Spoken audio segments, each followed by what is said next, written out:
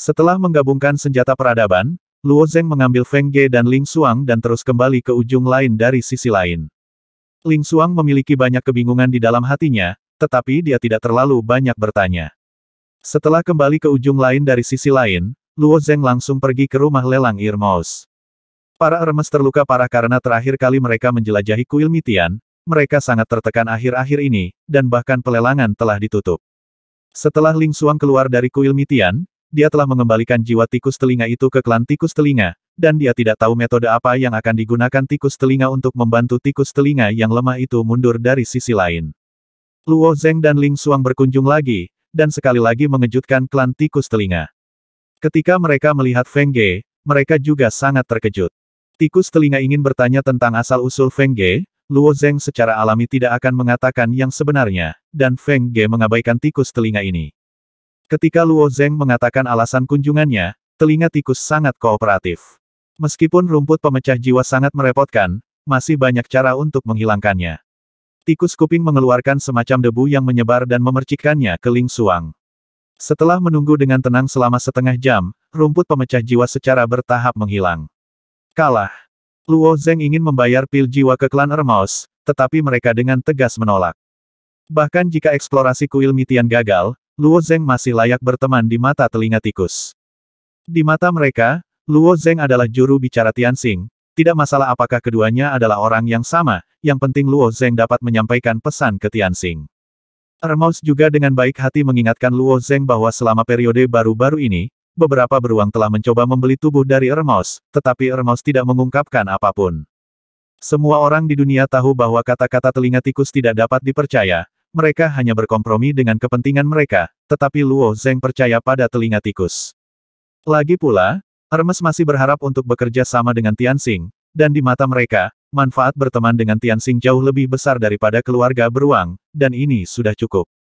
Setelah menyiapkan semua ini, Luo Zeng membawa Feng Ge dan Ling Xuang kembali ke benteng Tiangong.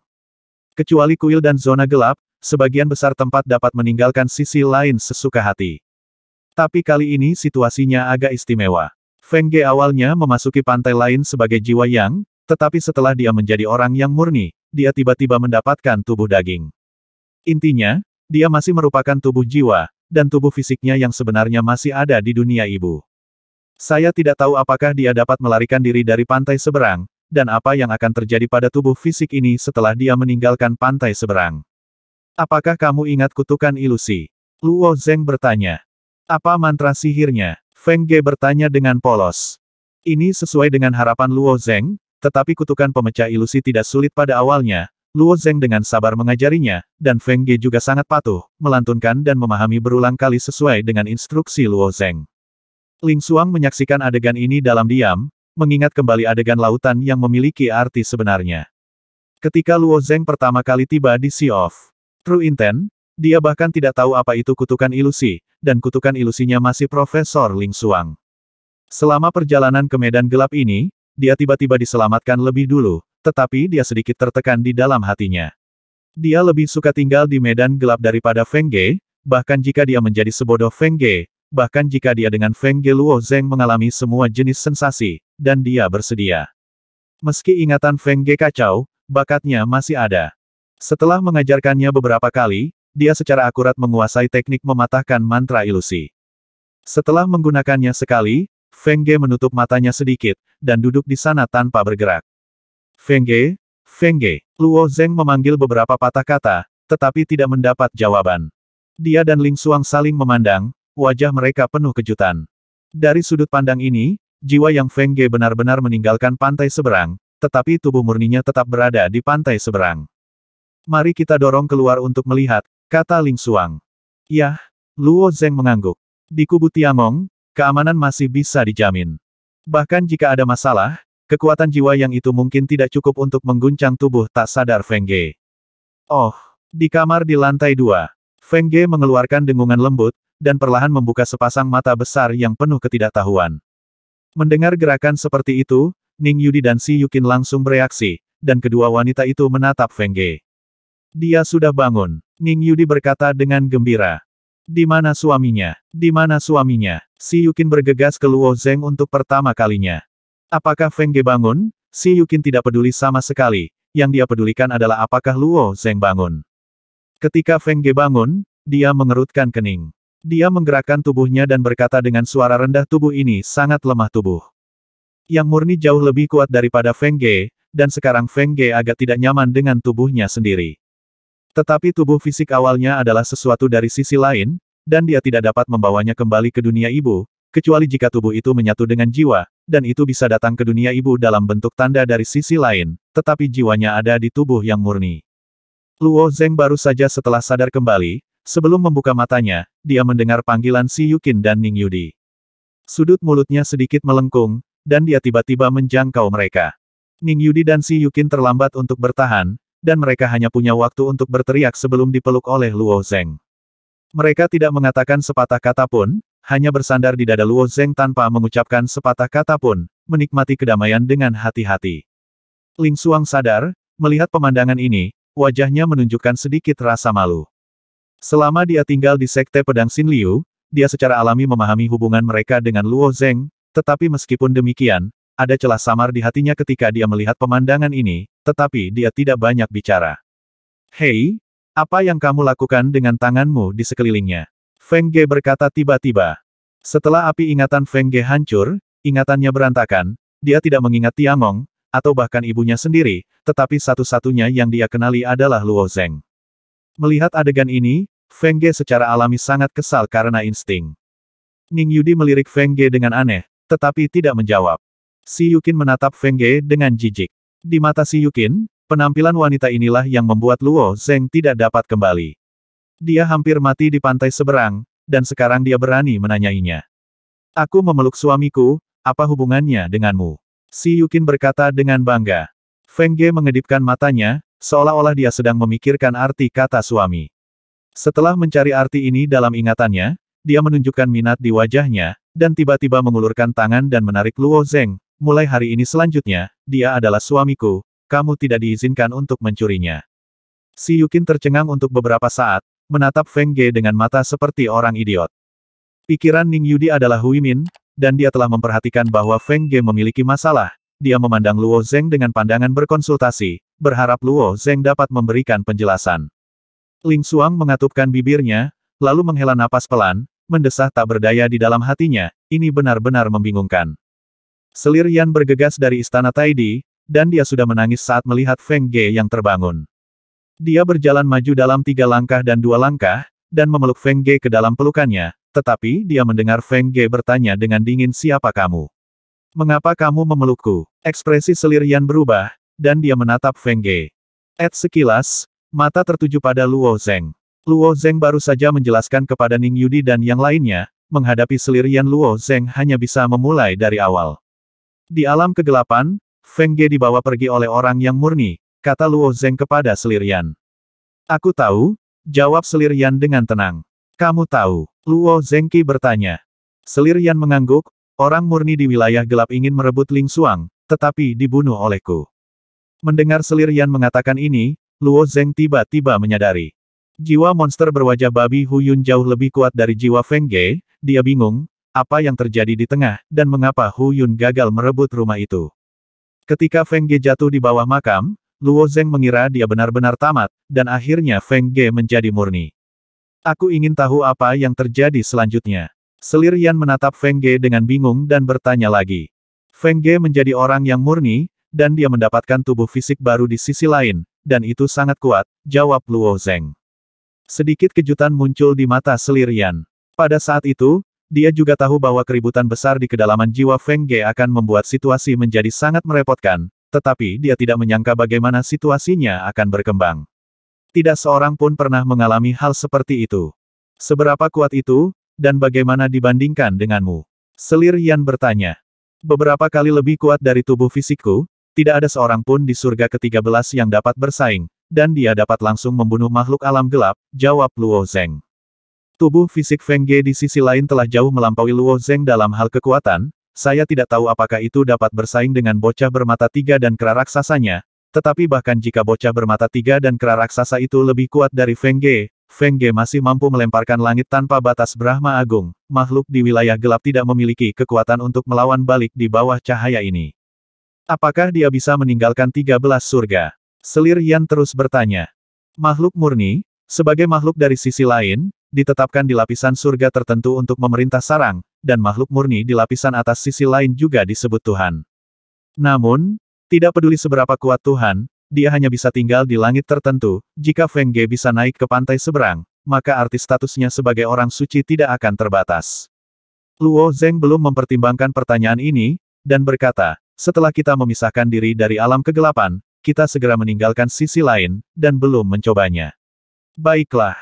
Selir Yan mengangguk, mengulurkan tangannya untuk dengan lembut membelai wajah Feng Ge. Tampaknya ketika aku membunuh Yang Murni, jiwa Yang-nya tetap berada di tubuh Feng Ge dan bergabung ke dalam api ingatan Feng Ge. Apakah ada cara untuk pulih?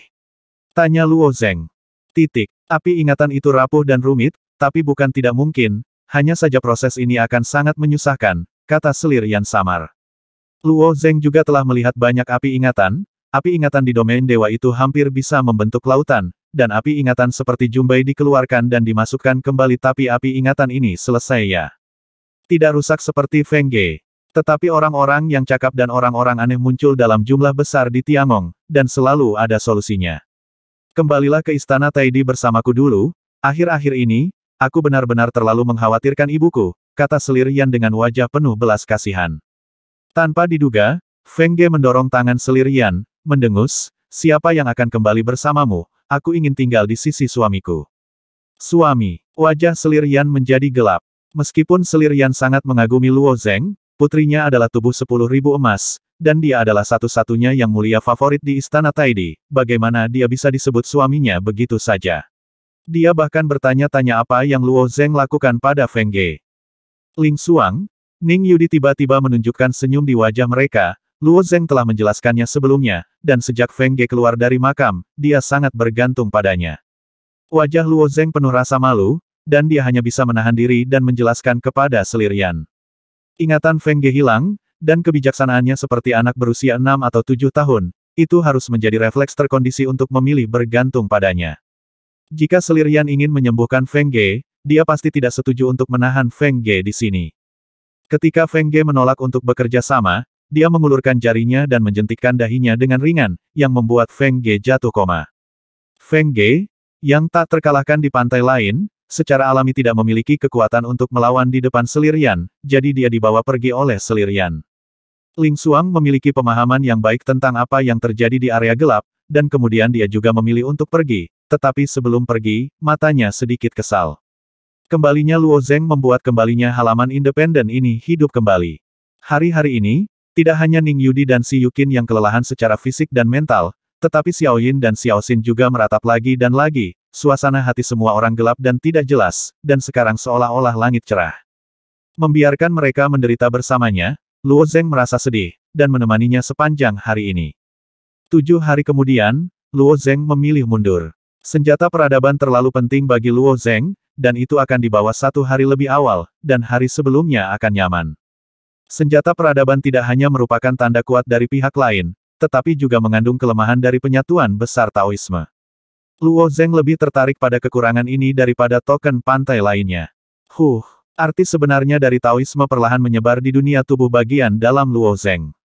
Ketika makna sejati ini tersebar, seluruh dunia batin menjadi lebih harmonis dan lembut. Meskipun ribuan makhluk tidak dapat memahami arti sebenarnya dari cara itu, tetapi nafas yang keluar dari arti sebenarnya juga telah bermanfaat bagi banyak orang berbakat. Beberapa prajurit dengan bakat luar biasa, dewa sejati, mundur di tempat, berniat menerobos di bawah naungan nafas ini. Ketika dewa kekuatan totem pertama kali diperkenalkan, kekuatan Bang yang menakutkan memberi Luo Zeng tekanan kuat pada dunia di tubuhnya. Namun saat artefak peradaban dilepaskan, pergerakannya jauh lebih kecil. Sepertinya kerajinan berduri berbentuk intan yang diukir dari safir, tidak mengherankan. Tapi ketika itu muncul, seluruh alam 1000 Brahma bergetar. Satu demi satu kata Sanskerta mulai berkedip dengan cahaya kemasan. Ketika mata pikiran dibawa dengan arti sebenarnya dari kebaikan dan kejahatan, 104 karakter Sanskerta menyala di wilayah 1000 Brahma.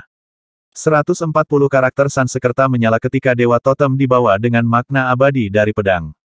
Kali ini, arti sebenarnya dari Taoisme dan alam digunakan untuk membawa senjata peradaban, dan karakter Sanskerta yang menyala sebanyak 366 buah. Sua. Ketika setiap kata Sanskerta bersinar, sebuah rantai terentang. 366 rantai terbang ke arah mereka, melilit senjata peradaban.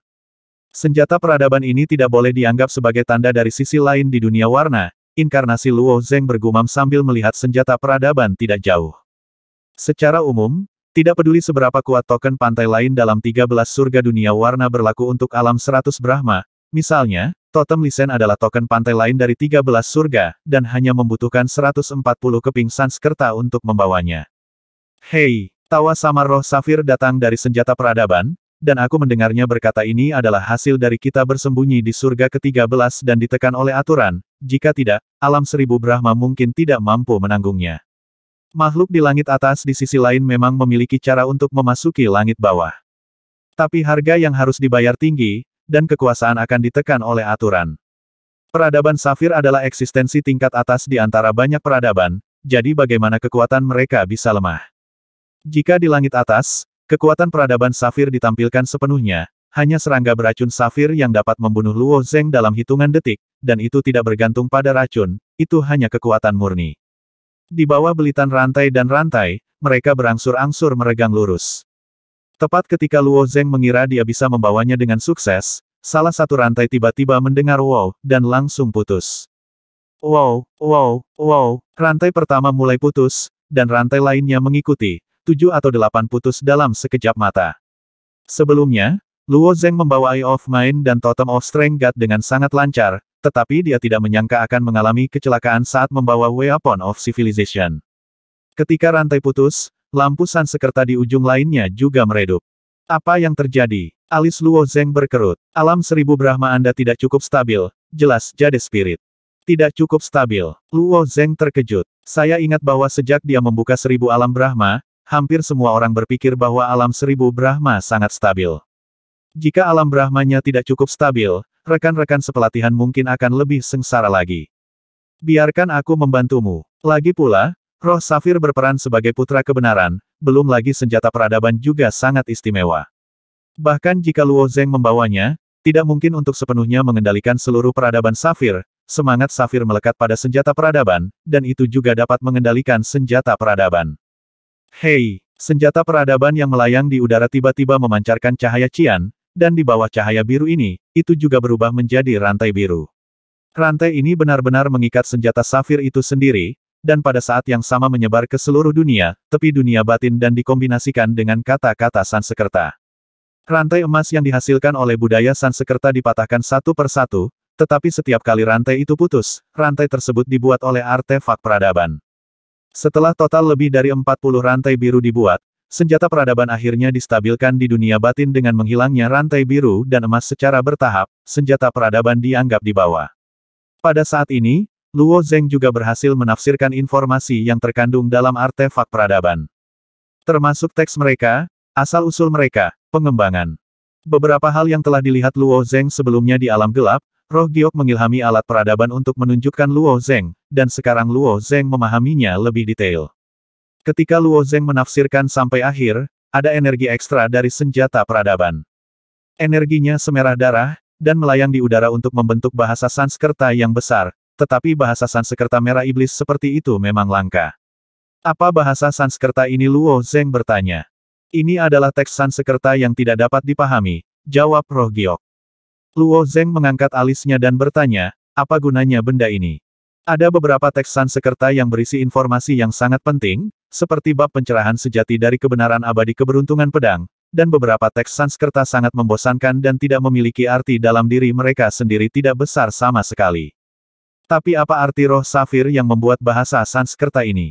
Apalagi energi yang terkandung dalam teks Sanskerta membuatnya merasa semakin aneh. Kamu tidak perlu memahami bahasa Sanskerta ini. Jade Spirit melanjutkan, dalam bentuk inilah Raja Yi menemukannya. Yang kamu butuhkan hanyalah energi ini.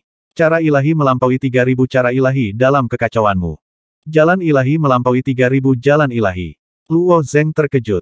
Meskipun 3000 dewa adalah angka imajiner, jumlah dewa yang dirangkum oleh setiap orang kuat agak berbeda, tetapi itu hanya perbedaan konsep.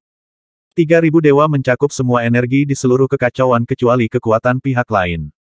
Bunga, tumbuhan dan pohon, burung dan binatang, langit dan bumi, matahari dan bulan, yin dan yang dan 5 elemen, semuanya tidak dapat dikecualikan. Menurut Roh Safir, apakah ada jalan keluar ilahi ekstra dari udara tipis? Ini tidak bisa dipercaya. Pada saat ini, suara 9527 juga masuk. Sebelum penggabungan mata pikiran dan totem kekuatan Luo Zeng, 9527 tidak tertarik. Namun artefak peradaban jelas membangkitkan rasa penasaran 9527. Lagi pula, roh safir yang tersembunyi di artefak peradaban dulunya ada seperti pemiliknya. 9527 juga sangat terkejut di bawah intip. Ia percaya bahwa meskipun pemiliknya datang sendiri, ia juga akan terkejut setelah mengamati energi merah iblis ini. Kekacauan yang tak terhitung jumlahnya hancur, dan pada bayi yang baru lahir, mereka semua kekurangan energi merah iblis ini, tidak heran jika energi fusi tidak dapat benar-benar disatukan. Aku tidak tahu apa nama energi merah iblis ini. Luo Zeng bertanya. Peradaban safir kami tidak memiliki pepatah Shinto. Itu sesuai dengan 2800 jenis kekuatan primordial.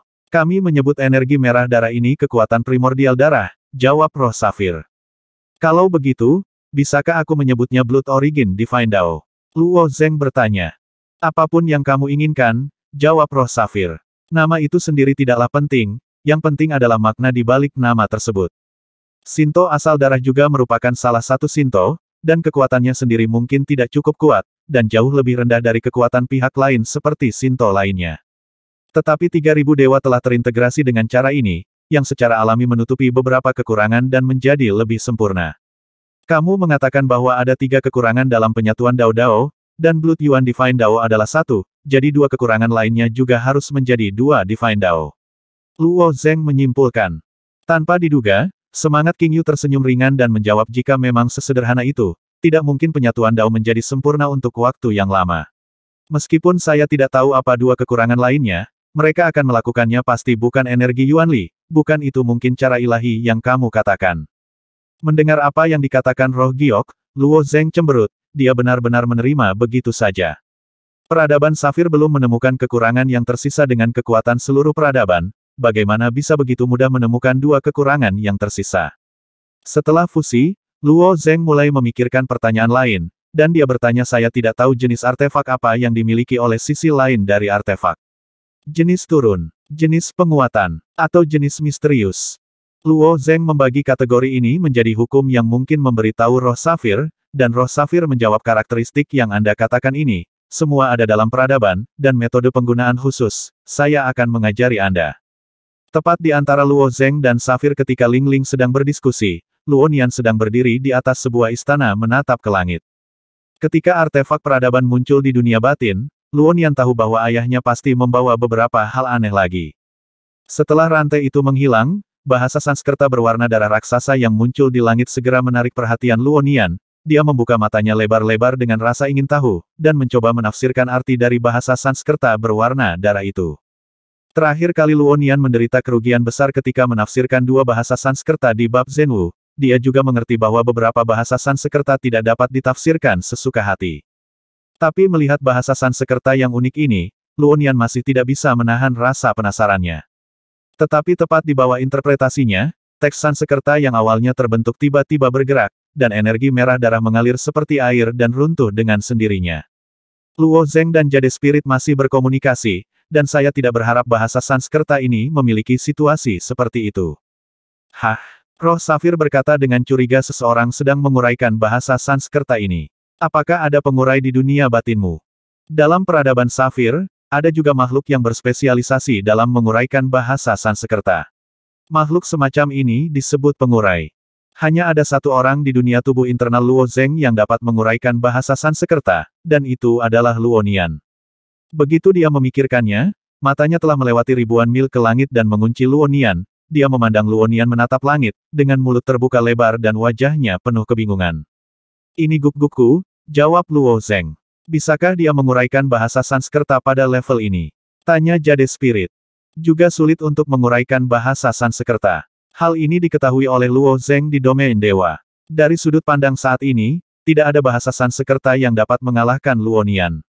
Arti sejati pedang keberuntungan abadi dan pencerahan sejati bahkan sulit untuk dipahami. Kaisar Timur menguraikannya, tetapi Luo Nian masih memecahkannya dengan tiba-tiba.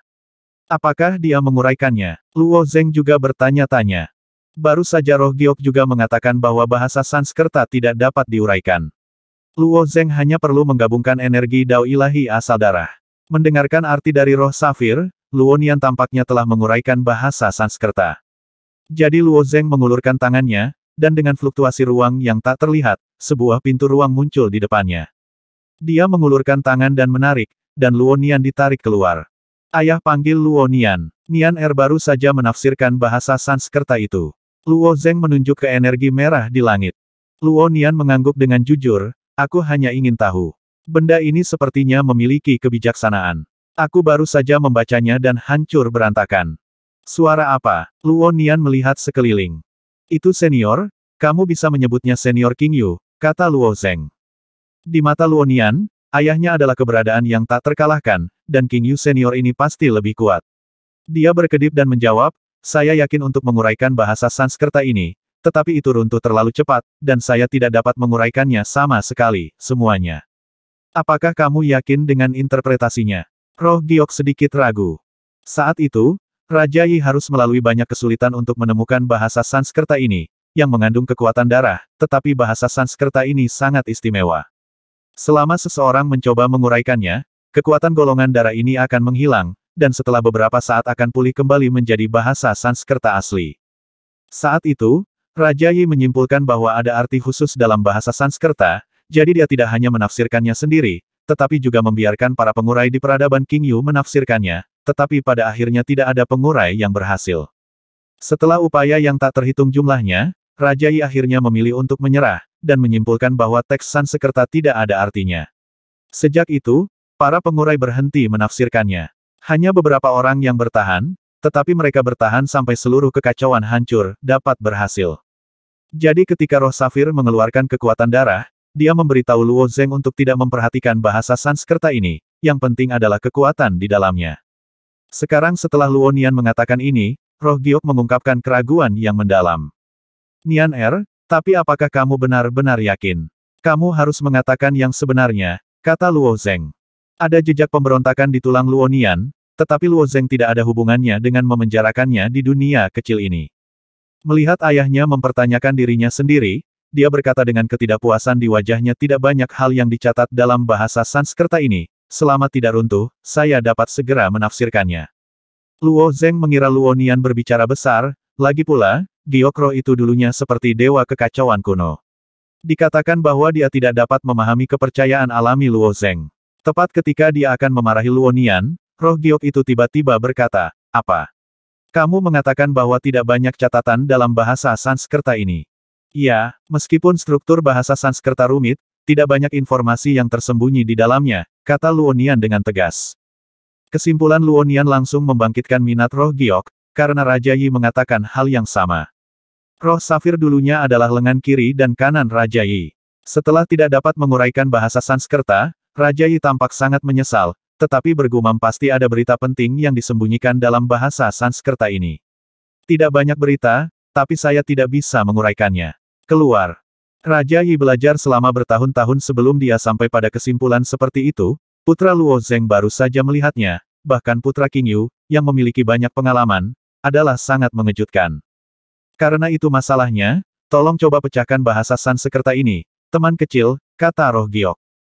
Luo Zeng mendengar bahwa nada jade spirit tiba-tiba berubah, dan dia sedikit terkejut di dalam hatinya, sepertinya ini yang dikatakan Luo Nian. Luo Nian berkedip dan berkata, teks Sanskerta tiba-tiba runtuh, dan saya tidak punya waktu untuk menguraikannya. Setelah digosok, itu tidak akan runtuh, kata roh Giok lagi. Mendengar apa yang dikatakan roh safir, mata Luo Nian berkedip dengan licik, jika saya menguraikan bahasa Sanskerta ini, kebaikan apa yang akan saya peroleh? Ini adalah masalah yang dimiliki Luo Nian sejak kecil. Tidak peduli apa yang dia lakukan, dia harus terlebih dahulu menghitung dengan keuntungan. Tapi sejujurnya, permintaannya tidak terlalu banyak. Menguraikan beberapa teks Sanskerta di dunia induk dapat menghasilkan banyak uang, dan jika sedikit lebih rumit, seringkali akan ada harga yang sangat tinggi.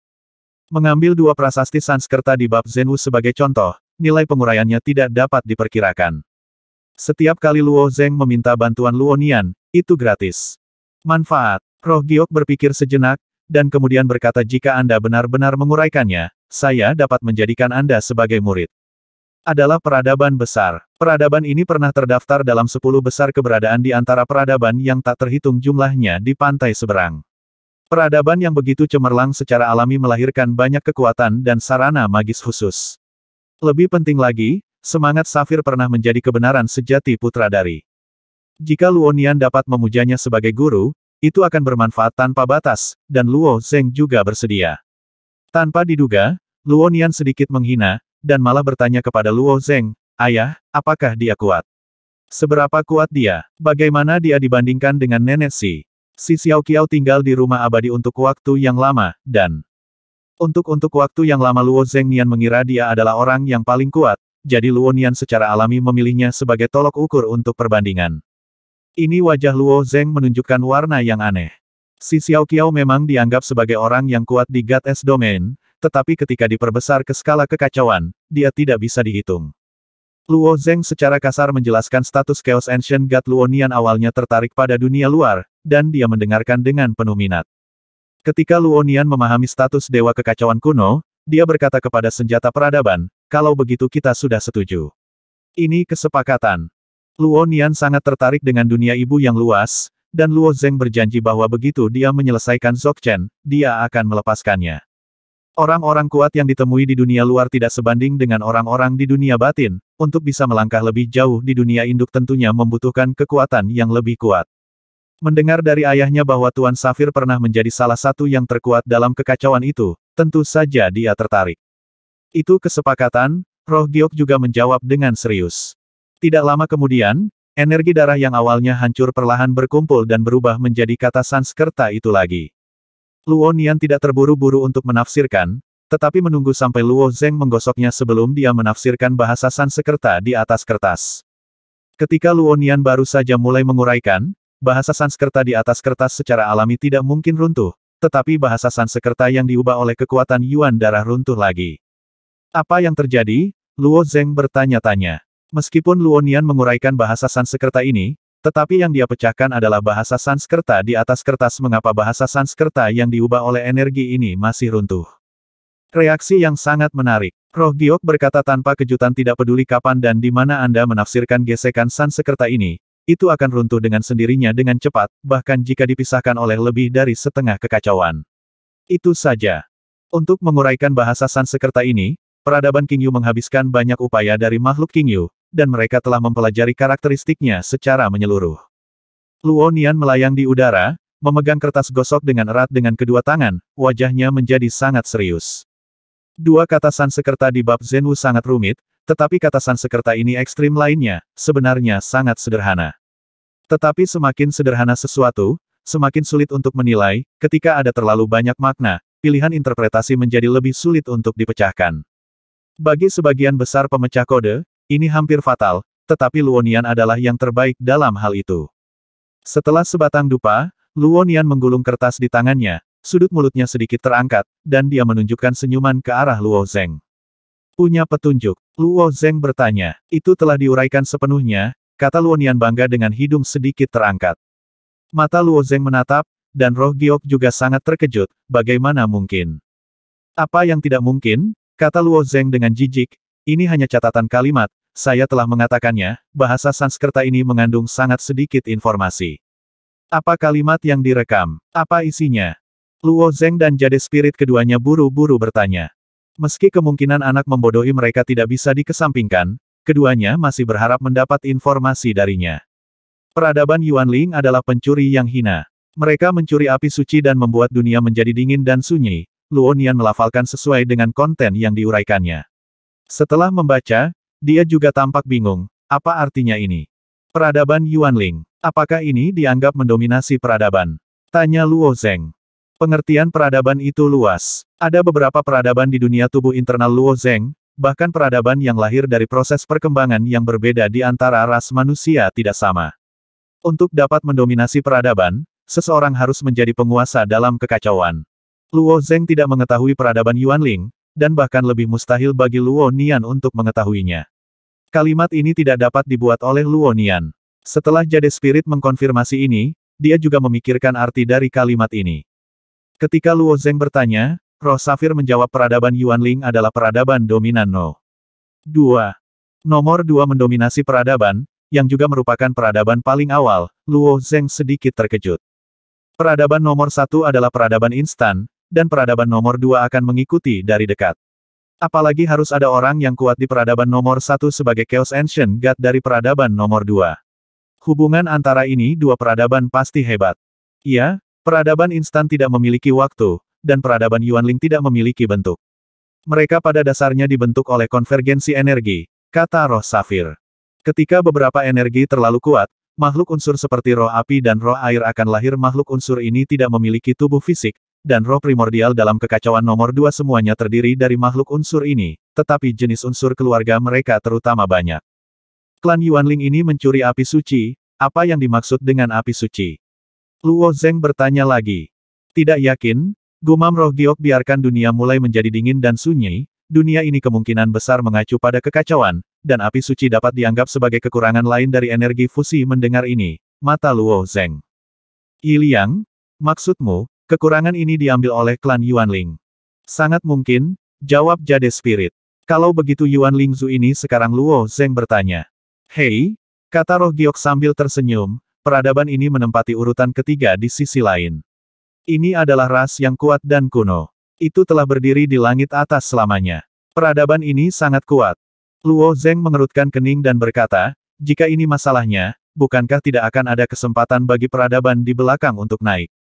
Tanda tanya. Oleh mereka akibatnya, ras yang kuat itu berdiri di belakang Dewa Kekacauan Kuno, dan di belakang Dewa Kekacauan Kuno berdiri peradaban yang bersembunyi di pantai seberang, dan pusat kekuatan puncak di dunia induk itu baru saja dipilih oleh peradaban besar, hanya seorang juru bicara, kata Roh Giok. Juru bicara dari peradaban besar. Luo Zeng juga sangat terkejut ketika mendengar pernyataan ini tiba-tiba. Dia telah mendengar dari tahun 9527 bahwa klan Xiong didukung oleh Dewa Kekacauan Kuno, jika tidak mungkin untuk bangkit begitu cepat, tetapi Dewa Kekacauan Kuno juga mengandalkan peradaban di dunia induk, yang sedikit sulit dipercaya. Kamu bilang pembangkit tenaga puncak itu adalah juru bicara mereka? Luo Zeng bertanya lagi. Iya, jawab Jade Spirit dengan pasti, Chaos telah melalui begitu banyak putaran kehancuran dan kelahiran kembali. Mereka telah lama mengenal game ini, dan sejak kelahiran Chaos, orang-orang itu tata letaknya telah dimulai. Jadi, ada juga peradaban di balik Dong Huang Tai. Hal yang sama berlaku untuk Nuwa, dan bahkan di belakang Fuxi.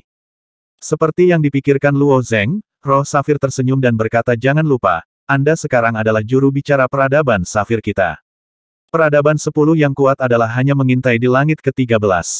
Aku mengerti, Luo Zeng sedikit mengangguk, jadi, jika kamu ingin menemukan apa yang disebut api suci, kamu harus menemukan peradaban Yuanling. Ya, tapi kamu tidak cukup kuat sekarang berbicara. Tentang di sini Roh Giok menghela nafas lagi, jangan bicara tentang kamu, bahkan jika Raja Yi memimpin kita untuk perang salib melawan klan Yuanling, 3 peradaban teratas di sisi lain semuanya sekuat batu, dan mereka telah mengambil kesempatan.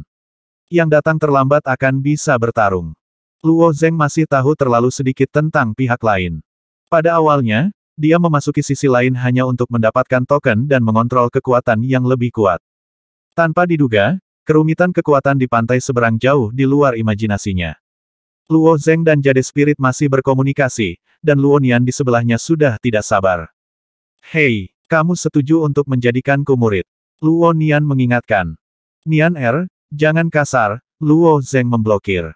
Watak Roh Safir sangat baik, dan apa yang dijanjikan secara alami akan dilakukan. Dengan kilatan lampu hijau di senjata peradaban, lampu hijau berubah menjadi kubus hijau setinggi manusia, dan seluruh kubus itu tampak seperti batu giok zamrud berkualitas tinggi. Permukaan giok zamrud terus bergetar, dan beberapa puing hijau terkelupas darinya, dan akhirnya berubah menjadi gambar seorang pria parubaya, yang tampak seperti ukiran giok yang halus.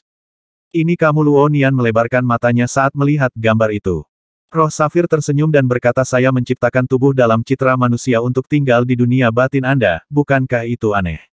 Luo Zeng menangkupkan tangannya ke Roh Safir dan berkata, Tuan Safir adalah keluar. Roh Safir berbalik melihatnya, ketika dia melihat lautan coklat yang kacau, wajahnya menunjukkan jejak kecurigaan, lautan dunia ini bagaimana? Luo Zeng bertanya sedikit bingung.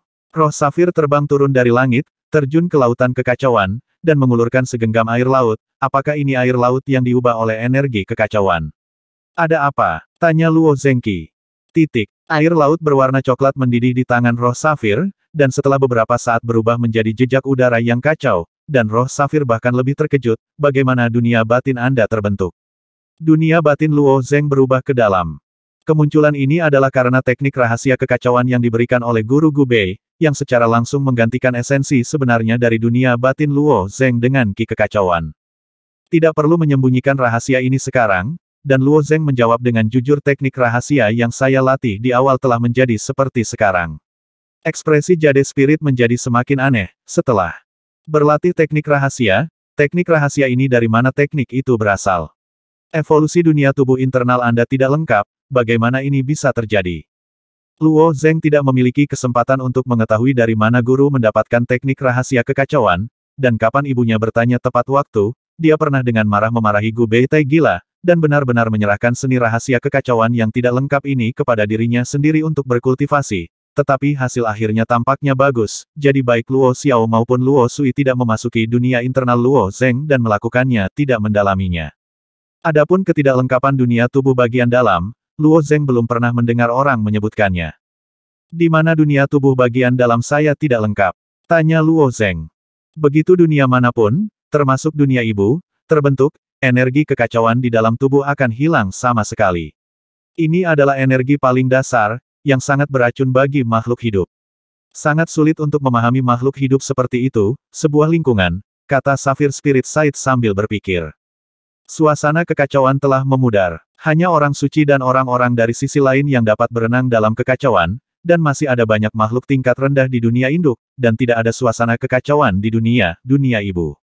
Di dunia tubuh internal Luo Zeng, air laut yang kacau masih dalam keadaan yang sangat primitif, tetapi makhluk di dunia dalam tubuhnya tidak takut, dan laut yang kacau ini telah menjadi tempat berkembang biak bagi makhluk. Meskipun Luo Zeng mengerti arti dari Jade Spirit, dia bahkan lebih bingung, apa gunanya dunia tubuh seperti itu. Hingga saat ini, keberadaan guru tidak diketahui, dan dia tidak memiliki cara untuk menanyakan alasannya.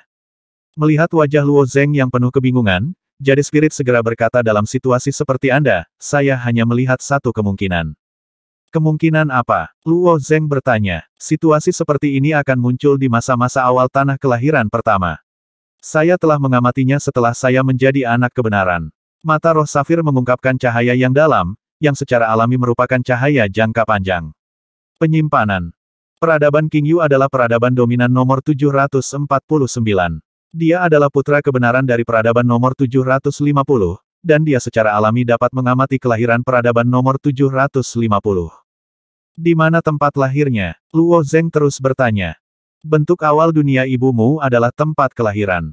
Jika kamu menganggap seluruh kekacauan sebagai telur, maka dunia ibu adalah kuning telur di dalamnya, dan tempat lahirnya adalah saat kuning telur pertama kali terbentuk. Roh Safir menjawab, jika dunia di dalam tubuh Anda benar-benar tempat lahir, maka itu seharusnya bukan palsu di tubuh Anda, tetapi lahir di suatu tempat dalam kekacauan. Apakah Anda memperhatikannya?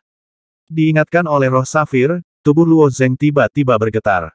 Dunia tubuh internalnya dibatasi oleh 1080 kata Sanskerta, menggambarkan ruang lingkup dunia tubuh internal, tetapi Luo Zeng samar-samar merasakan bahwa dunia tubuh internalnya terletak di suatu tempat dalam kekacauan ketika dunia tubuh internal selesai. Pada saat itu, Luo Zeng tinggal di wilayah para dewa, berpikir bahwa semua makhluk dari dunia induk seperti ini, tetapi sekarang tampaknya idenya sendiri salah. Sepertinya saya mengerti apa yang saya katakan, kata Safir Spirit sambil tersenyum. Bukankah hanya ada satu tempat lahir? Luo Zeng bertanya. Menurut roh Safir, kekacauan adalah ibu telur dan dunia adalah kuning telur, jadi hanya satu yang bisa lahir di tempat kelahirannya, bukan? Ayah, pernahkah kamu mendengar tentang telur kuning ganda? Luo Nian, yang mendengarkan dengan diam-diam di samping, menyela. Luo Zeng menatap Luo Nian dengan ganas, menurut metafora ini, memang masuk akal, tapi ini hanya metafora, bisakah ini hal yang sama? Sebuah putaran kekacauan lahir, dan tanah kelahiran pertama memang bukan keberadaan yang terisolasi. Dimungkinkan untuk memiliki beberapa atau bahkan selusin kelahiran pertama, dan peradaban yang berbeda akan muncul dari mereka, tetapi hubungan antara kelahiran pertama dan makhluk tertentu dunia batin terhubung, saya belum pernah mendengar hal semacam ini. Roh Giok menggelengkan kepalanya dan kemudian berkata sambil tersenyum agak tergesa-gesa menunjuk Anda sebagai juru bicara kami peradaban Giok, dan itu bahkan tidak memenuhi syarat, tetapi sekarang tampaknya semakin menarik. Peradaban Giok bersembunyi di surga ke-13 dan menunggu terlalu lama, dan roh Giok juga merasa bahwa tidak ada cukup waktu. Memilih Luo Zeng adalah murni rencana darurat, tetapi dengan pemahaman tentang semangat Giok, itu menjadi semakin sadar akan ketidakpuasan Luo Zeng sederhana. Saat Luo Zeng sedang berdiskusi dengan Jade Spirit, di sisi lain dari kekacauan, Goddess Domain telah melakukan perjalanan dalam kekacauan yang tak terbatas untuk waktu yang lama. Domain dewa seperti permata yang cerah, bolak-balik melalui awan besar yang kacau satu demi satu. Awan kacau ini terlalu besar, dan seringkali butuh beberapa bulan untuk melewati awan kacau dengan kecepatan Domain dewa.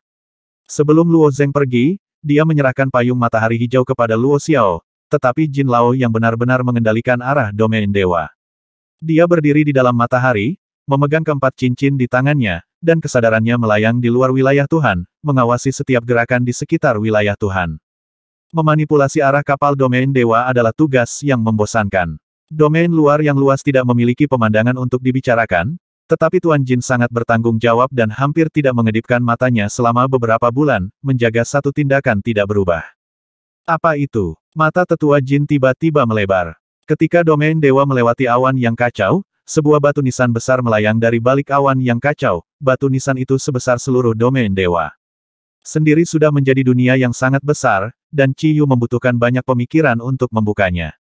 Dan batu nisan ini hampir sama dengan seluruh Domain dewa, bahkan Jin Lao sangat terkejut saat ini. Sambil terkejut, Penatua Jin memikirkan sebuah rumor. Meskipun kekacauan itu luas dan kosong, ia menyembunyikan banyak rahasia dan keputusasaan. Secara alami, jika Anda memasuki tempat-tempat berbahaya ini, Anda tidak akan memiliki kesempatan untuk kembali. Pemakaman Guiksu adalah salah satunya. Dikabarkan bahwa selama Anda melihat batu nisan besar, itu berarti Anda telah melangkah ke dalam lingkup pemakaman Guiksu, dan tidak ada jalan untuk kembali. Untuk rumor ini, Jin Lao selalu menepisnya, dia selalu percaya dengan apa yang dilihatnya. Tapi sekarang batu nisan besar itu terpampang jelas di depan Jin Lao menjadi waspada. Saat dia memutar tangannya, seluruh orang itu berbalik 180 derajat ke satu sisi. Goddess Domain, yang melaju dengan kecepatan tinggi, juga memutar busurnya dan melesat ke sisi lain. Kali ini, Penatua Jin tidak masuk ke awan yang kacau, dan penglihatannya di awan terlalu buruk, jadi dia harus menjauh dari batu nisan.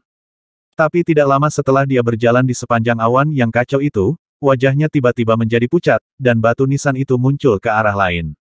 Orang pembawa sial, firasat buruk muncul dari lubuk hati Jin Lao. Setelah dia mengambil alih posisi kapten, seluruh alam dewa ada di tangannya. Jika dia benar-benar jatuh ke pemakaman Guiksu, dia mungkin berada dalam masalah besar bagaimana dia akan menghadapi kepala Chi Yu setelah menghancurkan seluruh alam dewa. Penatua Jin tiba-tiba mengayunkan tangannya, dan haluan perahu terangkat, naik dalam kekacauan pada sudut yang hampir vertikal, tetapi tidak lama setelah naik, pemandangan yang sama muncul, dan batu nisan besar menunggunya di depan. Aku tidak bisa keluar. Menyadari hal ini, tetua Jin menggertakkan giginya, kali ini dia pergi ke arah yang berlawanan dan terbang menuju batu nisan yang besar. Setelah dia melewati batu nisan besar lainnya muncul tidak jauh dari situ. Batu nisan ini, yang berukuran sama dengan Domain dewa, dapat dilihat hampir di mana-mana, tetapi batu nisan ini terlihat bobrok, seolah-olah telah disimpan di sini selama miliaran tahun dan telah berubah menjadi reruntuhan. Pemakaman Guiksu seperti yang diharapkan. Setelah berjalan agak jauh, tetua Jin menyadari bahwa dia tidak dapat melangkah lebih jauh, dan dia ingin berdiskusi dengan mereka. Dia menarik diri dari cincin itu, mengambil payung hijau dan pergi dari sini, dan setelah keluar dari matahari, dia bergegas ke lautan waktu dengan perubahan besar. Di tengah lautan waktu, salah satu pulau terapung terbesar memiliki pemandangan yang sangat indah. Di istana di sebelah pemandangan ini suasananya kaku dan berwibawa. Banyak orang suci berkumpul bersama, sementara Luo Sui berada di atas, ditemani oleh Ling Su. Berdiri di aula tengah, Luo Xiao mengerutkan kening, dan bertanya, apakah yang dikatakan Penatua Jin benar? Penatua Jin mengangguk, jadi semacam ini telah tersebar luas di dunia ibu, dan hampir semua orang yang keluar untuk menjelajahi kekacauan telah mendengarnya. Seharusnya tidak berdasar. Bukankah Domain dewa sudah selesai? Ini adalah satu-satunya tempat kita tinggal. Aku tidak tahu bahaya apa yang ada di tempat putus asa ini, jadi ada nama yang buruk. Orang-orang kudus banyak bicara. Keberuntungan orang-orang kudus ini semuanya ada di sini, dan mereka semua berada di perahu yang sama, dan semuanya rusak, dan sekarang semua orang sangat cemas. Elder Jin, karena dia bilang dia tidak bisa kembali setelah melihat batu nisan, siapa yang menamai pemakaman Guiksu? Orang yang menamainya pasti pernah ke tempat ini, dan bagaimana dia kembali ke dunia induk. Di samping adiknya, dia tersenyum. Jin Lao menangkupkan tangannya ke arah Lingsu, jadi aku tidak pernah percaya pada rumor ini, mungkin kita bisa menemukan jalan kembali, tapi sekarang situasi ini terserah Dua Yang Mulia untuk memutuskan. Dalam hal penglihatan dan penilaian, seluruh Dewa Rilem harus terutama Jin Lao. Tetapi ketika Tuan Jin tidak yakin, dia hanya bisa membiarkan Luo Sui dan Lingsu memutuskan, kedua saudara perempuan itu adalah keturunan paling otentik dari klan Qiou. Li Luo Sui dan Luo Xiao saling memandang, dan Luo Xiao menyarankan, mengapa kita tidak mengirim orang ke domain dewa untuk menyelidiki. Aura kekacauan memang menakutkan, tetapi masih banyak orang yang bisa melewatinya, kekacauan orang-orang suci ini bahkan yang kuat di sisi lain bisa melakukannya. Baik, Fu Er mengangguk di samping meja bundar. Penatua Jin juga setuju domain dewa berhenti sekarang, biarkan aku menunggu beberapa eksplorasi. Penatua Jin harus tetap berada di domain dewa untuk duduk sebagai penanggung jawab, dan biarkan aku menunggu penjelajahan, kata Luo Xiao. Dibandingkan dengan keberadaan yang kuat dalam kekacauan, domain dewa masih terlalu lemah. Usulan Luo Xiao juga masuk akal, mereka mencoba untuk tidak mengambil risiko dengan Jin Lao. Tapi suamiku, kamu Luo Sui ragu-ragu, dan dia tidak ingin Luo Xiao mengambil risiko. Tanpa diduga, Luo Xiao tersenyum dan berkata kelompok orang suci kami telah membangun tempat spiritual, dan bukan masalah besar jika mereka jatuh di luar, jadi saya akan memimpin tim untuk pergi menjelajah. Tempat spiritual bukanlah tempat yang sempurna jamin, dan Luo Sui mengetahui hal ini dengan sangat baik, tetapi Luo Sui tidak bisa berkata banyak di depan begitu banyak orang, jadi dia hanya bisa setuju pada akhirnya. Tidak lama kemudian, Luo Xiao, Jiu Lao, Si Xiao Qiao, Chen Huangyijian dan orang suci lainnya melarikan diri dari Goddess Domain, dan Qi Yuwei hanya menemani mereka oleh Fu Er. Berdiri di dinding luar Goddess Domain, mata semua orang terbelalak saat melihat batu nisan besar itu. Batu nisan sangat besar, siapa yang dimakamkan di sini? Seorang suci menghela nafas. Ada batu nisan kosong tapi tidak ada kuburan. Daerah ini sangat aneh, kata Chen Huangyijian. Fu Er menatap batu nisan itu, dan berkata dengan hati-hati ada banyak fenomena luar biasa di Chaos Outer Territory, setiap orang harus lebih berhati-hati. Semuanya. Ikuti aku, kata Luo Xiao, melompat, dan sosoknya bergerak melewati kekacauan berdiri. Yang lain mengikuti di belakang, bolak-balik. Tempat Goddess Domain berhenti tidak jauh dari salah satu batu nisan, tetapi dari sudut pandang kekacauan, bahkan jarak yang bisa dijangkau dengan mata terbuka sangat jauh, dan butuh banyak waktu bahkan untuk seorang suci untuk antar jemput, bolak-balik.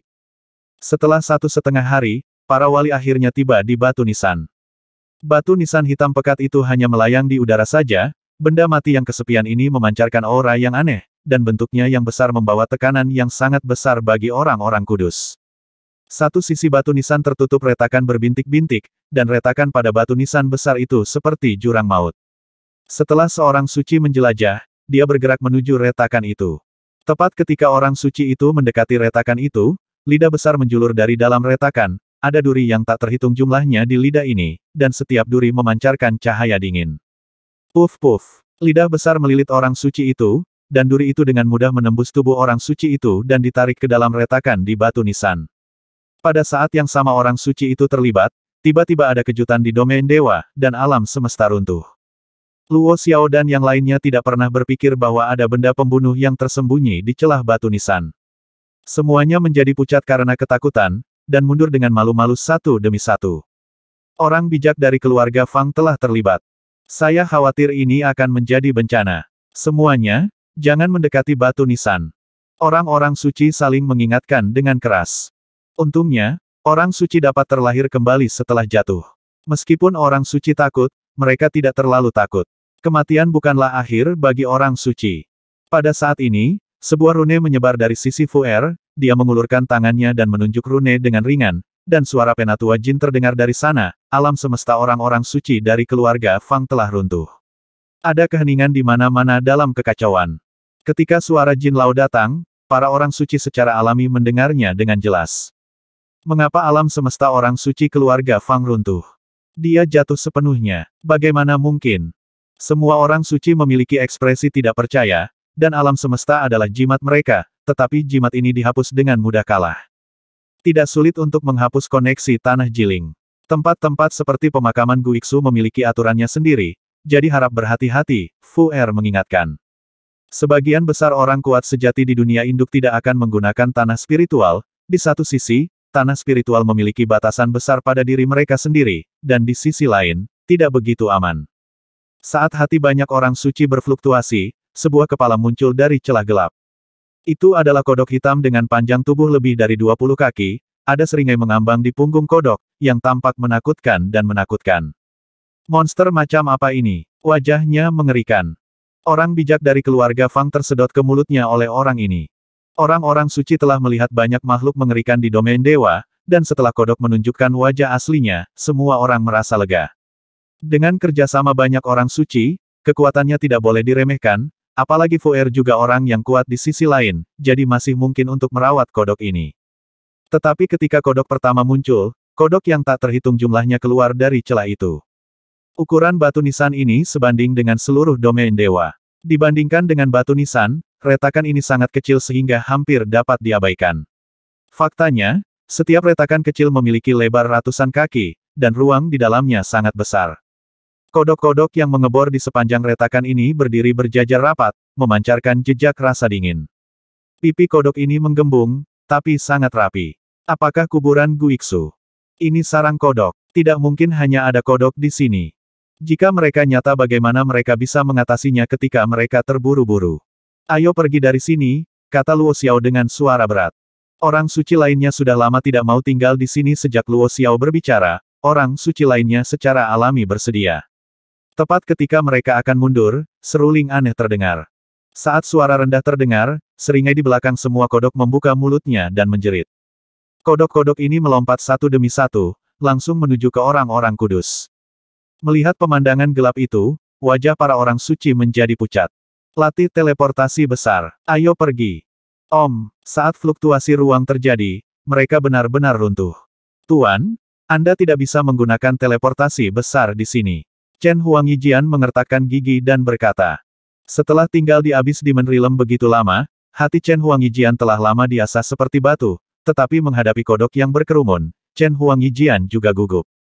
Setelah beberapa upaya oleh orang suci, situasinya sama dengan Chen Huangyijian, saluran luar angkasa tidak dapat dibuka sama sekali. Dalam kepanikan, para wali hanya bisa lari mundur dengan kecepatan tinggi. Tetapi kecepatan katak gelap ini jelas jauh lebih cepat daripada orang suci, mereka berjalan di ruang kosong tanpa suara sama sekali, tetapi dalam beberapa kedipan, sebagian besar katak telah berputar di belakang orang suci, mereka mengelilingi mereka. Dibandingkan dengan orang suci yang bingung, Fu Er tampak lebih tenang. Dia menjentikkan jarinya di udara, dan rune kuning pucat terbentuk di depannya. Rune itu membentuk lingkaran cahaya dan menyebar, berubah menjadi formasi besar. Dengan kekuatan yang menakutkan, dia berkata kepada orang-orang kudus pada saat yang sama semua orang, silakan datang ke sini. Di antara sekelompok orang, Fu Er adalah yang terkuat. Orang-orang suci masih memiliki kepercayaan pada kekuatannya, dan mereka semua menganggapnya sebagai sedotan penyelamat, dan dengan cepat menyelinap ke dalam dirinya. Dalam formasi besar terbentuk oleh Fu Er. Semuanya, jangan panik, kodok ini harus dikendalikan oleh makhluk cerdas, kata Fu Er. Visinya melampaui orang-orang kudus. Kodok-kodok ini sendiri jelas tidak memiliki kecerdasan, selama makhluk yang berani mendekati celah itu akan diserang oleh mereka. Tapi ketika seruling aneh berbunyi, semua kodok bergerak setelah mendengar suara itu, pasti ada seseorang di belakang mereka. Yang paling penting adalah kodok ini sangat patuh, mereka tidak menyerang semua orang, mereka hanya mengepung mereka. Merayu, suara seruling yang menakutkan menjadi semakin keras, dan teriakan dari seringai di belakang banyak kodok juga menjadi semakin keras. Setelah beberapa saat, semua orang melihat lebih dari selusin bintik hitam beterbangan dari balik batu nisan. Ketika titik hitam semakin dekat, mereka menyadari bahwa titik hitam itu adalah serangga. Ketika serangga ini mendekat, para orang suci dapat melihat wajah mereka dengan jelas. Itu sama sekali bukan bak, itu manusia. Wajah mereka ditutupi topeng yang terbuat dari kepala serangga, dan tubuh mereka ditutupi pakaian serangga yang terbuat dari krustasea, yang secara alami terlihat seperti serangga dari kejauhan. Di pemakaman Guiksu ada ras manusia. Kali ini bahkan Fu Er yang selalu tenang sedikit terkejut. Pemakaman Guiksu memiliki reputasi yang sangat kejam, dan pasti ada berbagai ras jahat yang mengintai di dalamnya, tetapi siapa yang mengira akan ada cabang ras manusia di sini. Setelah manusia dengan pakaian serangga itu mendekat, mereka berjalan melewati pengepungan kodok. Setelah melepaskan seruling di tangan mereka, pemimpin memerintahkan kalian, ikuti kami. Mau kemana? Luo Xiao bertanya. Kamu tidak memenuhi syarat untuk bertanya. Pria berpakaian serangga itu menjawab dengan kaku, lalu dia membawa seruling ke mulutnya dan meniupnya dengan ringan. Wow, semua kodok menjadi gelisah, dan selama pria berpakaian serangga meniup seruling lagi, kodok akan menerkam mereka tanpa ragu-ragu. Orang-orang itu hanya menganggap formasi besar Fu Er bukan apa-apa, dan orang-orang suci juga merasa bahwa formasi besar Fu Er tidak dapat melindungi mereka. Ayo pergi, jangan melawan, kata Luo Xiao kepada orang-orang kudus. Melawan dalam keadaan seperti itu tidak ada bedanya dengan bunuh diri. Luo Xiao sudah membuat keputusan, dan orang suci lainnya hanya bisa mengambil satu langkah dalam satu waktu. Orang-orang berpakaian serangga memimpin jalan, sementara kodok mengelilingi orang-orang suci lapis demi lapis, dan melarikan diri menuju celah di sudut kanan atas batu nisan. Di domain dewa, Jin Lao telah kembali ke bagian dalam matahari, dan memasang 4 cincin pada dirinya sendiri. Bidang penglihatannya secara alami sangat luas berdasarkan seluruh alam dewa, dan pemandangan yang terjadi di depan batu nisan secara alami jatuh ke matanya. Dikawal oleh kodok-kodok itu, Luo Xiao dan orang-orang kudus masuk ke celah di batu nisan. Ada dunia lain di celah ini, dan basah di mana-mana. Di dinding batu hitam merangkak kodok hitam besar, kumbang raksasa selebar ratusan kaki, dan bahkan kelabang sepanjang ribuan kaki seperti ular panjang. Menghadapi lingkungan seperti itu, semua orang suci mengerutkan kening. Apa yang ada di dalam batu nisan ini? Orang-orang berpakaian serangga tidak berbicara, mereka hanya memimpin jalan. Ribuan kodok yang mengawal orang suci memasuki celah dan berpencar satu demi satu, kembali ke sarangnya, mereka tidak takut orang suci ini melarikan diri. Kakak Luo Xiao, tempat macam apa ini? Kali ini, aku khawatir tidak akan ada jalan kembali. Orang-orang kudus juga takut mati. Setelah Luo Zeng mengambil alih wilayah para dewa, orang-orang suci jatuh dan bereinkarnasi, dan seluruh wilayah para dewa dibuka di era baru, aturan yang dibuat lebih adil. Para pendatang baru dari keluarga besar itu bangkit melawan tren satu demi satu, domain dewa saat ini adalah era baru, dan mereka tidak mau mati begitu saja. Jika kamu ingin membunuh kami, kamu bisa melakukannya di luar batu nisan, mengapa repot-repot membawa kami jauh ke tempat ini? Luo Xiao berkata dengan tenang. Orang-orang suci juga memahami kebenaran ini, tetapi mereka selalu gelisah di lingkungan yang gelap ini. Setelah terbang di daerah ini sejauh ratusan mil, mereka memasuki hutan purba yang luas, melihat pohon-pohon tinggi yang tingginya lebih dari 1000 kaki. Beberapa orang suci bahkan mengira mereka telah datang ke hutan Takiksuan. Pemandangan di sini memang mirip. Itu hanya lebih gelap dan lebih tidak jelas. Di pohon raksasa jauh di dalam hutan purba, Luo Xiao dan yang lainnya akhirnya melihat beberapa bangunan yang layak. Setelah memasuki gedung, orang-orang berpakaian serangga memerintahkan mereka untuk menunggu di tempat. Setelah sekitar sebatang dupa, seseorang melangkah ke dalamnya dari luar gedung. Saat orang ini melangkah ke dalam gedung, semua orang suci segera merasakan tekanan, bahkan Fu Er dari dunia pantai lainnya melakukan hal yang sama. Orang ini sangat kuat, aku khawatir dia telah melewati alam sumber caotik, pikir Fu Er pada dirinya sendiri. Di hadapan orang yang begitu kuat, bahkan jika Fu Er keluar semua, dia tidak bisa menjadi lawannya, apalagi orang-orang kudus ini hadir. Setelah memasuki aula gedung, pria itu berjalan menuju sisi ini dengan cepat, meraih lengan Luo Xiao dan Jiu Seng, dan berkata dengan suara yang agak bersemangat, kakak Luo Xiao, kakak Jiu, kemarilah dan aman. Xiao dan Dov Sein tercengang. Ini adalah pertama kalinya mereka datang ke pemakaman Guiksu ini, dan semua orang tertekan dan gugup, tetapi tiba-tiba seseorang muncul untuk memanggilnya kakak dan adik, bisa dibayangkan perasaan di hati mereka. Orang ini juga memakai topeng yang terbuat dari kepala serangga, mereka tidak bisa melihat wajahnya dengan jelas, dan mereka semua terlihat sedikit linglung. Kami telah berpisah selama bertahun-tahun, dan kedua kakak laki-laki itu bahkan tidak bisa mengenali suaraku. Pria itu tersenyum sambil melepas topeng di kepalanya. Di bawah topeng itu ada seorang pria parubaya yang tampan dengan wajah seperti mahkota batu giok, cukup ramah tamah. Gu Bei, ini Bei Seng. Bei Seng, ini benar-benar Bei Seng. Sebelum Luo Xiao dan Jiu Seng berbicara, orang suci lain yang hadir telah mengenalinya. Lagi pula, Gu Bei adalah keluarga kaya peringkat teratas. Bahkan setelah menghilang selama bertahun-tahun, pulau terapung keluarga Gu masih berdiri di depannya. Ini adalah keberadaan yang sangat aneh, dan meninggalkan kesan yang mendalam pada orang suci lainnya. Beberapa orang bijak yang hadir mengikuti Dongfang Chunjun, dan mereka masih memiliki beberapa keluhan dengan Gu Bei saat itu. Namun, orang-orang suci yang kaya ini telah dihukum oleh Luo Zeng sebelumnya, dan mereka jinak seperti domba di domain dewa. Sekarang mereka sangat memperhatikan Gu Bei, seolah-olah Gu Bei adalah saudara mereka yang telah lama hilang. Luo Xiao dan Dovsein menatap Gu Bei untuk waktu yang lama. Setelah berpisah terlalu lama, basis kultivasi Gu Bei juga meroket, dan aura seluruh orangnya telah terbalik, dan mereka tidak berani mengenali satu sama lain untuk sementara waktu. Tapi setelah beberapa saat, keduanya memeluk erat Gu Bei. Jika bukan karena Huan Yumu, kami semua akan mengira kau sudah mati, kata Luo Xiao. Melalui tempat roh, adalah mungkin untuk menentukan orientasi umum dari orang yang mengirim roh, seperti Luo Zeng yang samar-samar dapat melihat arah dewa jahat melalui tempat roh di dunia ibu, kabur, arahnya tidak boleh salah. Sebelum Luo Zeng meninggalkan domain dewa, Luo Xiao juga memintanya untuk mencoba mencari tahu keberadaan Gu Bei, tetapi Luo Zeng tidak dapat menemukan petunjuk apapun melalui alam semesta Gu Bei. Luo Sui dan Jin Lao juga menjelaskan masalah ini, ada beberapa tempat khusus yang memang bisa membuat tempat roh tidak valid, misalnya tempat roh di penjara dewa kekacauan kuno tidak valid. Jika Gu Bei berada di tempat seperti itu, memang benar tidak ada yang bisa ditemukan melalui tempat roh. Pemakaman Gu Iksu adalah tempat yang sangat menyedihkan, dan orang suci dari keluarga Fang jatuh karena berada di pemakaman Gu Iksu. Aku memasuki pemakaman Gu Iksu secara tidak sengaja, dan aku selalu mengkhawatirkan keselamatan saudara Luo Xiao, tapi aku tidak bisa meninggalkan tempat ini. Sebagai seorang saudara, aku benar-benar malu, kata Gu Bei dengan kepala tertunduk. Tidak ada gunanya bagi Gu Bei untuk tinggal di domain dewa saat itu.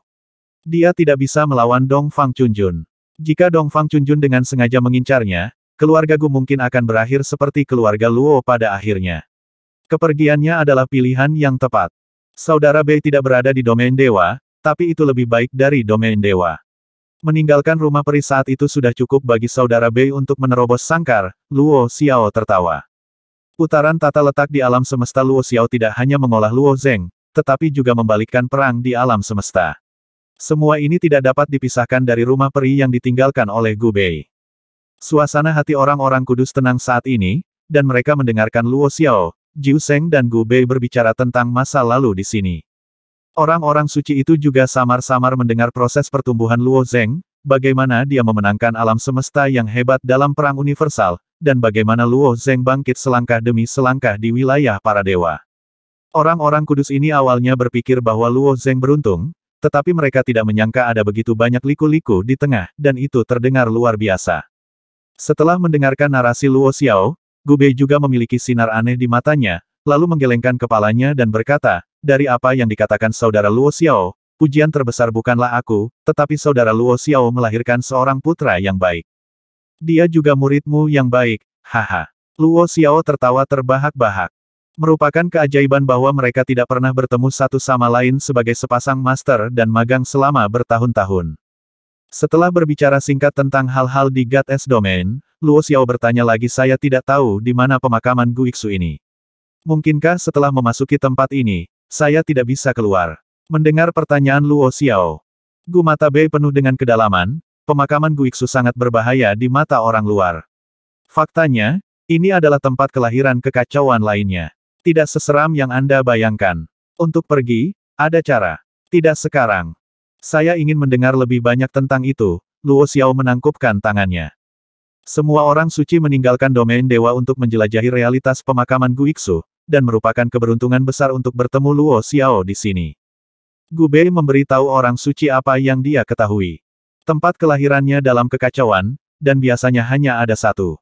Apalagi di awal kekacauan, kebanyakan dari mereka hanya akan memiliki satu dunia induk. Tetapi ketika sisi lain dibuka, semakin banyak ras memasuki sisi lain sebelum kekacauan pecah. Ketika kekuatan di sisi lain menjadi semakin rumit, kekacauan murni yang asli menjadi semakin rumit. Belakangan kekacauan seringkali memiliki beberapa asal-usul. Dunia induk dihitung sebagai satu, dan pemakaman Gu Iksu dianggap sebagai yang lain. Namun, dibandingkan dengan dunia induk besar, skala pemakaman Gu Iksu jauh lebih rendah. Sama seperti batu nisan yang telah dilihat Luo Xiao dan yang lainnya berukuran domain dewa, dan ada total 87 batu nisan seperti itu. Dari perspektif domain dewa, itu sudah sangat besar. 87 batu nisan ini semuanya gratis, dan setiap batu nisan memiliki kelompok yang berbeda, dan umat manusia adalah yang terkuat di pemakaman Guiksu. Seorang bijak mendengar Gubei mengatakan ini, dan berkata dengan bangga ras manusia adalah roh para dewa, dan tidak mengherankan bahwa itu adalah yang paling kuat. Alam dewa diciptakan oleh Ciyu. Dan Ciyu sendiri adalah ras manusia, dan semua makhluk lainnya, apakah mereka ada atau tidak kebijaksanaan hanya bisa lebih rendah dari ras manusia. Orang-orang suci ini tidak pernah meninggalkan wilayah para dewa, jadi mereka secara alami berpikir bahwa itu sama di tempat lain. Gubei menggelengkan kepalanya ketika dia mendengar kata-kata orang suci, kebenaran bukanlah apa yang kamu katakan. Fuer juga mengangguk setuju di dunia ibu, umat manusia bukanlah kekuatan tertinggi, tetapi tahun-tahun ini baru kemudian segalanya menjadi lebih baik. Beberapa ras alien secara alami kuat, dan ras manusia lebih rendah dari ras alien dalam beberapa bakat. Gubei melihat Fuer, dan kemudian bertanya saudaraku ini berasal dari dunia ibu. Tepat sekali, Fuer He melengkungkan tangannya ke arah Gubei. Yang mulia Fuer adalah Ci Yuwei dari klan Jiuli. Alam dewa dapat lolos dari malapetaka kali ini, terima kasih kepada mereka, Luo Xiao memperkenalkan kepada Gubei lagi. Setelah perkenalan ini, Fuer bertanya ini adalah tempat kelahiran lain, jadi siapa yang menciptakannya? Ras manusia lain, jawab Gubei. Ras manusia lain. Fuer sedikit waspada ketika mendengar jawaban ini. Meskipun orang bijak ini lahir di alam dewa, mereka tidak akan mengklaim sebagai keturunan klan Li, jika klan manusia lain yang disebutkan Gubei memiliki klan Xiong dan klan Senong, mereka mungkin akan mendapat masalah. Sejauh yang saya tahu, seharusnya hanya ada 4 ras manusia ortodoks dalam kekacauan. Yang pertama adalah Jiuli, yang kedua adalah Taiyi, yang ketiga adalah Yuxiong, dan yang keempat adalah Senong. Saya ingin tahu cabang mana yang membuat pemakaman Guiksu ini. Fuer bertanya. Gubei menunjukkan senyum yang tidak dapat dipahami, menggelengkan kepalanya dan berkata tidak satu pun di atas. Saudara Fu mungkin salah paham, ras yang dapat memperoleh tanah kelahiran tidak akan menjadi peradaban yang lahir di babak kekacauan ini. Murid Fu. Membuka matanya sedikit, dia bertanya, apakah itu peradaban di pantai seberang? Apakah mereka ras manusia? Fu pernah mendengar Jin Lao menyebut dewa kekacauan kuno dan peradaban di pantai seberang. Meskipun pemahaman Fu sangat terbatas, dia mungkin bisa mendengar memahami. Luo Xiao dan orang suci lainnya bingung saat mendengarnya. Sejak Luo Zeng meninggalkan God S Domain, orang-orang suci di God S Domain memiliki kesempatan untuk menyerang sisi lain, dan mereka semua mempraktikkan arti sebenarnya dari Dao. Tapi sekarang satu-satunya yang telah mencapai kesuksesan adalah Bibi Han Jiu dan Si Xiao Qiao. Mereka telah memasuki lautan makna yang sebenarnya. Orang suci lainnya masih berjuang untuk melafalkan makna Tao yang sebenarnya. Mungkin karena kecocokannya tidak baik dan perkembangannya sangat lambat. Ya, Gubei mengangguk dengan sungguh-sungguh dan berkata ras manusia ini pernah sangat brilian. Itu adalah peradaban yang dominan dari kekacauan nomor 77 dan pernah mendominasi seluruh kekacauan. Bahkan di sisi lain, mereka sangat kuat peradaban. Gubei dapat memasuki pemakaman Guiksu dengan sangat cepat, pertama karena bakat Gubei sendiri sangat tinggi, dan kedua karena pencipta pemakaman Guiksu adalah ras manusia, dan mereka akan memperlakukan ras manusia secara istimewa. Mendengar kabar ini, para wali lainnya pun menghela nafas lega. Saya pikir itu akan menjadi bencana bagi Senyu untuk jatuh ke pemakaman Guiksu, tetapi sekarang tampaknya tidak ada lagi masalah. Bagaimana mereka akan memperlakukan domain dewa? Luo Xiao mengajukan pertanyaan yang membuat semua orang khawatir. Gubei berpikir sejenak, dan kemudian berkata mereka telah mencari juru bicara mereka di antara 87 batu nisan. Sekarang Senyu telah tersesat ke tempat ini, mereka juga harus menyertakan Senyu dalam pencarian mereka. Seng. Bertanya kata itu tidak dikenal. Gubei mengangguk dan berkata sebelum akhir tiba, kekacauan akan menghadapi pertempuran sengit cepat atau lambat. Mereka membutuhkan beberapa juru bicara, dan mereka akan memprioritaskan seleksi di antara ras manusia. Ada banyak ras manusia di wilayah dewa. Jika mereka dapat bergabung, mereka secara alami akan memiliki pilihan yang bagus kisarannya. Meskipun orang-orang suci tidak dapat memahami apa yang mereka dengar, beberapa orang suci masih bertanya meskipun ada banyak ras manusia di wilayah dewa, tingkat kultivasi mereka masih terlalu tinggi, rendah. Pemilihan ini tidak begitu penting, bukan? Jika benar-benar perlu untuk memilih, umat manusia di kuburan ini juga memiliki dukungan untuk domain dewa. Setelah Luo Zeng pergi, ada gelombang pemahaman tentang arti sebenarnya dari Dao di wilayah dewa. Banyak dewa sejati Dzogchen, sub bijak dan orang bijak sedang mengembangkan arti sebenarnya dari Tao, tetapi terlalu sulit untuk secara langsung memahami arti sebenarnya dari Tao. Dukungan adalah sesuatu yang tidak bisa ditunggu oleh raksasa. Raksasa ini tidak peduli kemana perginya domain dewa, selama domain dewa tidak dihancurkan.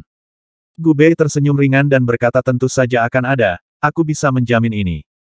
Sekarang Gu Bei dianggap sebagai orang penting nomor satu di pemakaman Guiksu, dan dia dapat dengan mudah memberikan beberapa sumber budidaya. Setelah berbicara tentang situasi Senyu saat ini, Gu Bei menatap Luo Xiao dan bertanya bagaimana kabar si Xiao Qiao sekarang. Apakah dia sudah keluar dari rumah abadi? Si Xiao Qiao telah lama dikurung di rumah abadi. Juga kuat. Saat itu, Gu Bei juga bertindak tak berdaya. Setiap kali Nian dan Gu Bei merasa malu, dan sekarang mereka cukup khawatir. Dove Sein menunjukkan senyum penuh arti, ketika aku pergi ke Soul Desolation untuk meminta bantuannya, dia membuat permintaan, biarkan kami mendapatkanmu kembali, hehe, sekarang kami telah memenuhi janji pada waktu itu. Memalukan, Gu Bei mendengar. Sebuah sedikit kegembiraan di mata Jiu Seng, dan segera berkata aku akan kembali ke alam dewa bersama semua orang. Dia memimpin jalan, dan orang-orang suci lainnya mengikuti di belakang. Setelah keluar dari celah besar, dia langsung pergi ke God S Domain. Gu Bei awalnya adalah orang yang lahir di domain dewa, jadi tentu saja dia tidak akan terhalang oleh perisai cermin langit domain dewa. Saat dia menembus ke dalam momen, dia menggunakan teleportasi besar dan langsung pergi ke pulau terapung di lautan waktu. Sekarang penampakan pulau terapung di lautan waktu telah berubah drastis, hanya beberapa pulau terapung yang kaya seperti keluarga Gu dan keluarga Luo yang terapung di lautan waktu, yang lainnya adalah pulau terapung pusat yang besar pulau. Kali ini, domain dewa tersesat ke pemakaman Guiksu, yang membuat khawatir para pembangkit tenaga listrik di seluruh domain dewa. Yu Taibai, Jing Wuhuan, Yu Shenfeng, Si Xiao Qiao dan lainnya juga sedang menunggu berita dari dunia luar di Pulau Terapung, dan suasana hati mereka juga naik turun. Tidak lama setelah orang-orang kudus pergi, dunia domain dewa runtuh pemakaman Guiksu ini terlalu jahat. Sementara orang-orang ini menunggu, seorang pria parubaya bergerak ke langit di atas Pulau Terapung Tengah. Jing Wuhuan dan Yu Shenfeng melihat pria parubaya itu dan langsung tercengang. 2990